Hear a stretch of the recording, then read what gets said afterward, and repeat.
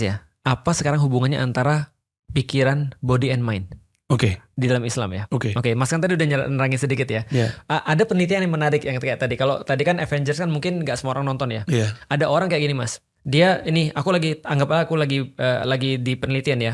Di sini dikasih papan, dikasih karton. Aku nggak bisa ngeliat tangan kananku. Oke. Nah, lalu terus kemudian tanganku dikasih apa? Cari aja di YouTube ini, tanganku dikasih kayak kuas. Gimana, geli nggak? Geli. Oke. Gitu kan ya. Oke, geli nggak? Geli. Oke. Oke. Sekarang tanganku ditaruh di bawah. Ini dikasih tangan palsu. Aku tahu ini tangan palsu. Tanganku orang di bawah kok. Tapi tanganku di sini, terus aku disuruh tutup mata nih. Bukan suruh tutup mata. Terus dipegang ini. Dua-duanya dikasih kuas. Geli nggak? Geli. Tiba-tiba dipukul pakai palu. Loh, waduh sakit banget. Padahal bukan tangannya.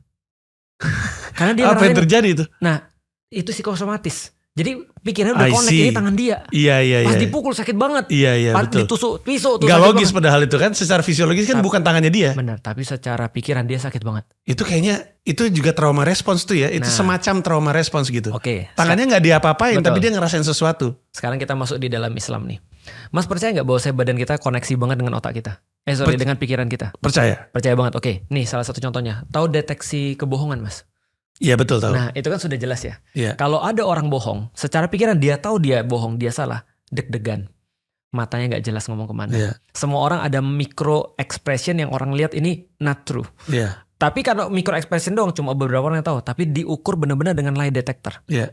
Dalam bela diri, aku pernah diajarin adalah kalau ada orang sudah bohong, dia pasti lemah. Oh, kayak gimana tuh kaitannya? Badannya nggak balance. Oh. Nah sama kayak Mas tiba-tiba muncul begini kan. Iya, badannya nggak balance. Iya. Makanya orang-orang ketika berjihad, niatnya benar-benar sudah tulus, badannya kuat.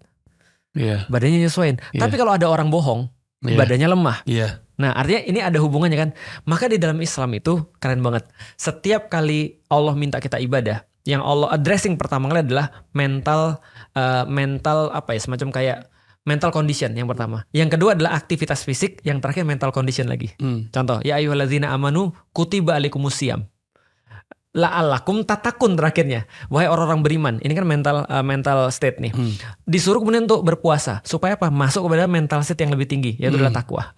Wahai orang-orang beriman, sholat. Nanti kamu bisa dihilangkan daripada penyakit keji dan munkar. Iya. Nah artinya aktivitas fisik sama aktivitas mental itu nyambung satu sama lain. Iya. Nah artinya ya itu di dalam Islam tuh. Jadi sederhana itu. Oke. Dari tadi kan kita ngomongin kesehatan mental. Tapi kayaknya kita banyak ngomongin soal depresi.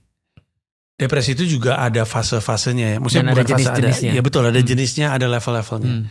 Saya merasakan sendiri. Gue gak bisa nyentuh orang kalau gue gak jujur sama orang juga sih. Jadi gue buka aja deh.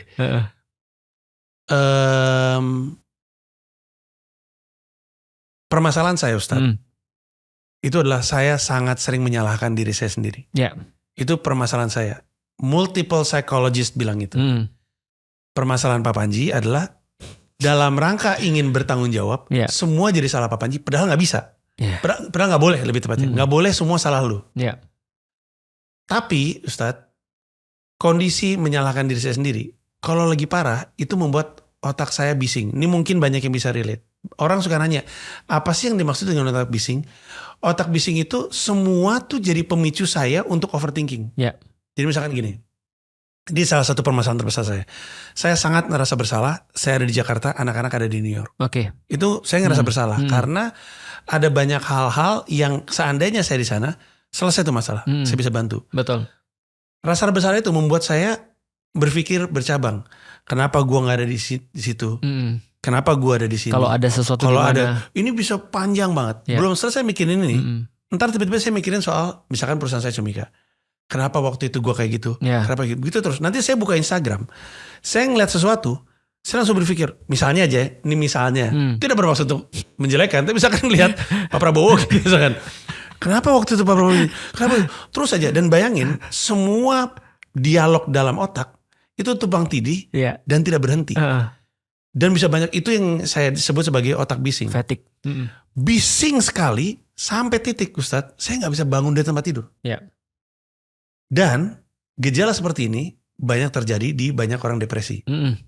Dan depresi ini bukan sama orang-orang seperti kita.